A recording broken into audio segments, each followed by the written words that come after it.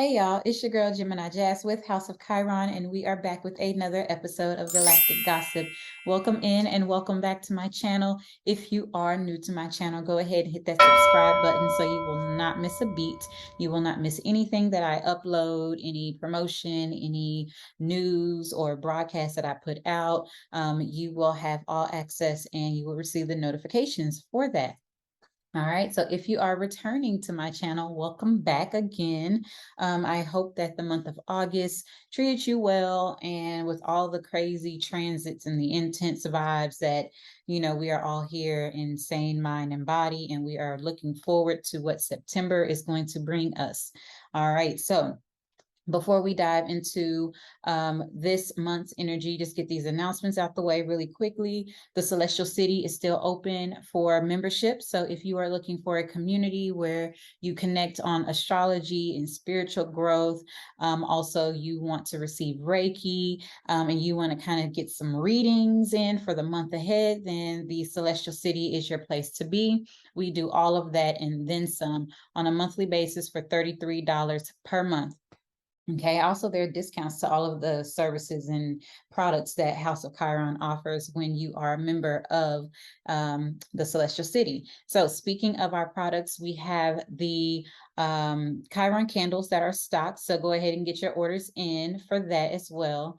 And yeah, I will be releasing the readings for the remainder of the year. So the yearly readings that were once, I think they start off at like $20 for the whole year. I can't remember how much I was charging for them, but now I had marked them like to half off, and so now they are going to just be released for the last 4 months, 4 or 5 months of the year. So look for that to upload to the YouTube channel and whatnot. All right. And I think that is all that I have at this time as far as the announcements. So let's just dive right on into the energy for the month of September. So Galactic Gossip is now moved to a monthly forecast where I give all 12 signs a general reading based on whole sign is the system that I'll be using, and it's just traditional, traditional and Western astrology. So that is the system, that is how I go about reading, and it's going to be based on whole sign. All right, so September is coming in and it's bringing harvest season with it. And, we become aware that summer is almost over. The autumn equinox is almost here, and it's going to bring with it a sense of calm, especially because the temperatures get cooler, and not only the temperatures outside of us, right, in the environment, but also we get to cool down a little bit on the inside, right? So we can see everything that has culminated from planting seeds from the spring and moving into the summer, and now here we are in the fall, or knocking on fall's door more so. We can kind of see what has culminated up to this point, right? And so this is the indication that it's time to reap our harvest. So we are still in the thick of Virgo season, and at the especially at the beginning of September, but Virgo is less in its summer vibe and more so reserved in its fall expression of its Virgo energy, right? So Venus also is going to be moving into the sign of Virgo. So this is the practical side of love that ushers its head forward and, kind of help us to be more practical in the way we approach things. So Venus in Virgo, they like to do, especially if you have this placement in your chart, you like to do practical expressions of love. Like, let me, take care of this. Let me do the dishes for you. Let me go get your car maintenance. That's kind of how the Venus in Virgo expresses its love. All right. And so although we have Venus moving into Virgo, this is happening just before Pisces full moon happens towards the end of the month or whatever, or middle of the month. So we have a few, things that are coming up this month of September, but ultimately it's not going to be that bad because, Mercury is stationed in retrograde. So we might have to review and revise some things, but this Mercury retrograde is not going to be as intense as the others have been. And typically with Mercury retrogrades, we are so used to you know, knowing that like it's going to be some hiccups, or you might receive like some X's to come back from who knows where and when. And that still might be the case, but it's not going to be in that way. So you might reconnect with people that actually can help you align to, you know, where it is that you're going. So it might actually be in a beneficial way that you revisit some things from the past, right? So things could come back around, opportunities that we have missed could come back around, so that way we can take advantage of those moving forward, right? And also there's no harm in double checking your work either. So just embrace this Mercury retrograde season. Excuse me. So Libra season is coming up also. So the sun will shift into Libra this month, and it's going to be in search of harmony and balance, especially as, you know, this is also the time that marks the autumn equinox. So this is when, you know, the sun moves from one side of the equator to the next, and we will be celebrating equal parts of day and night. Okay. And so we're going to be guided to find that balance, just like how we have equal parts of day and night. We need to have equal parts in all aspects of our lives. And so we're going to be guided to review where there is any discord or any impartiality, I guess you can say, and also making sure that we're able to bring in balance in a practical way. Okay. All right. So before we dive into, you know, the whole entire month, I just want to kind of give you all a hello, because I haven't really reintroduced myself to all of my new you know, followers. So I am Jasmeen Wilson, Gemini Jazz, owner of House of Chiron. So thank you all for being here, and I hope that this reading and all the readings that I provide are going to be beneficial to you all. I love to share what I learn, because I am going to always be a forever student, not only of astrology, but of all things. Okay.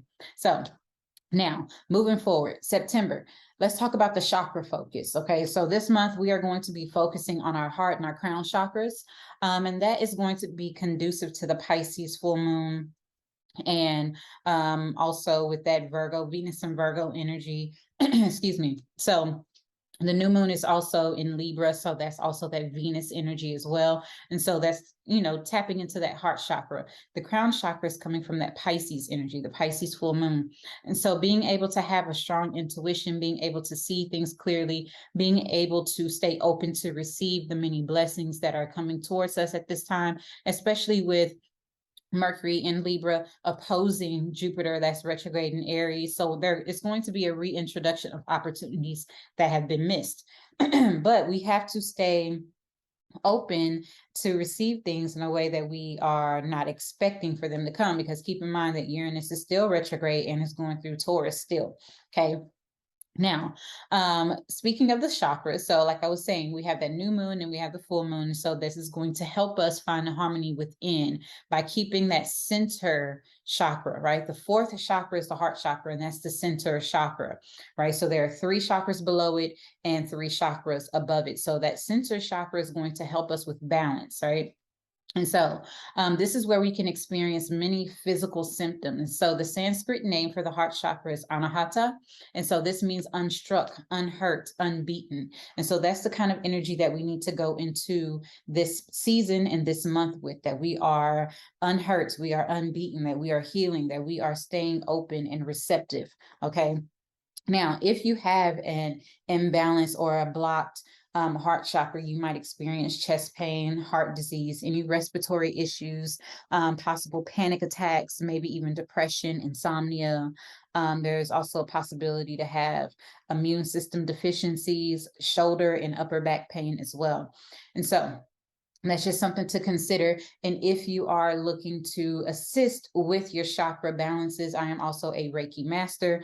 And so I have a Reiki service. I have 4 Reiki services on my website that you can tap into and book a Reiki session, or you can just simply purchase one of the Reiki infused Chiron candles, and it will help you in your day-to-day life with keeping your chakras open and balanced as well.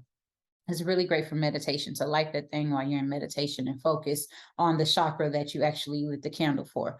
All right. So Also, I mentioned that we're going to be focusing on the crown chakra this month. So this is the 7th chakra, right? It's the final and primary energy point of our body here. And so this is governing the entirety of our consciousness, including our thoughts, wisdom, and awareness. And so this energy point is basically the liaison between us and the universe or the divine, right? So getting all of it's like the receptors, keeping it open so we can receive the energy, we can receive the insight, and, having the strong intuition that's necessary to make sound decisions, right?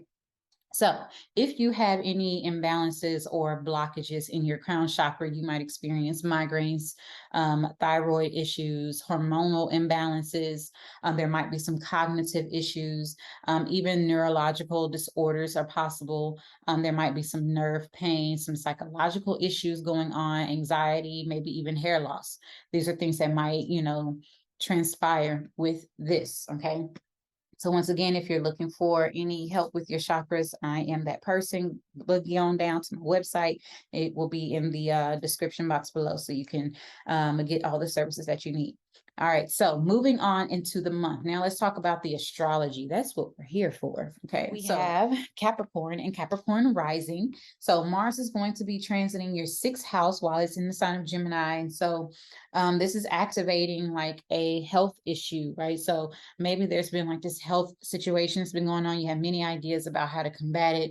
Maybe you have been having a really busy day-to-day life. Maybe there's been a lot of communication and information going on within your work. And so there's just going to be more of that for the rest of this 7-month cycle with Mars being in Gemini, right? Especially within your home and family and you achieving your goals, right? So just having to get your scheduling in order to maintain and manage everything that's happening, right? Venus is entering into Virgo. So it's saying, hey, let's be practical about things, right? And this is still in Virgo season. So that's the focus, Capricorn. The focus is to be practical about all of your endeavors. So Venus in Virgo is in your 9th house. So it has a lot to do with you having some type of commitment towards like a long distance travel, maybe even a long distance commitment in a relationship, a romantic relationship. There might be an opportunity for you to travel for work, especially with Venus ruling your 5th house and your 10th house. So it could be that you're just going on a fun trip, or it could be that you're traveling for work as well. Okay, now the full moon happens in Pisces, and this is in your 3rd house. So this is a culminating experience about like a skill or a trade or some type of education, maybe your immediate environment or a vehicle. You're releasing, you're letting it go. You could be buying a new vehicle, signing a new contract during this time for a new car.